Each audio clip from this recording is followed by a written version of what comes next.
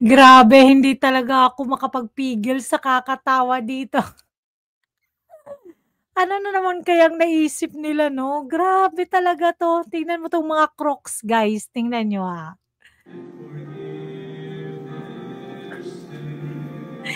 kayang gagawin nila? Ba't nila inoffer yung mga ano, para sunugin mabuti pa.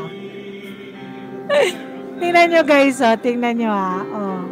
Oh, oh. Parang ginawa nilang alam mo yung, ginawa nilang offering. Offering. Paaanohan siguro nila yan ng holy water at nang babasa ng lahat 'no? Yan guys, panoorin natin ulit guys, tingnan mo yung pinakauna, grabe parang seryoso talaga siya guys. Tsaka si Akop, yung nasa likod si Akop. Pagdating dito sa tingnan niyo parang natatawa na, ano ba 'tong ginagawa natin, oh. Oh, tingnan mo si Akop, seryoso. Tingnan mo si Jewel Chua, sobrang seryoso. Tapos yung pang-apat seryoso din, pero dito yung sumunod tingnan niyo, oh, nagmamadali. Itong pang-lima, nagmamadali parang sabi niya, "Ayoko na dito, ano ba 'to, anong ginagawa na." Parang mga trililing lang. Oo, tingnan mo si Madam, naku talaga nagpapakabanal-banalan 'tong mga 'to. Natatawa nga yung pang-anim,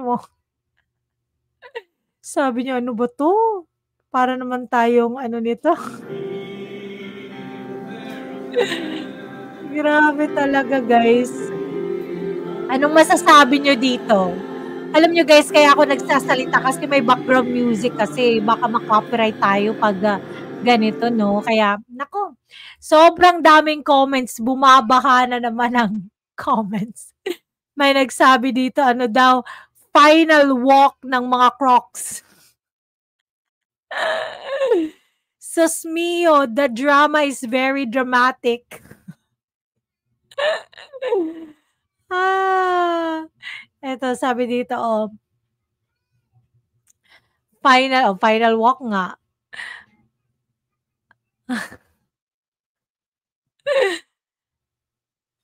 May nagsabi dito, "Hehe," sabi ni Vanji Aquino, "Hehe, praying for another 150 million." Grabe, sobrang dami talagang, nasa ano dito, nasa comment. Who even orchestrated this theatrics? Kakahiya, sabi ni Mayetska NT. Entertainment din talaga 'tong house, hahaha. Eva Ferolino Campo. Sabi ni ALDDC, offering to the devil.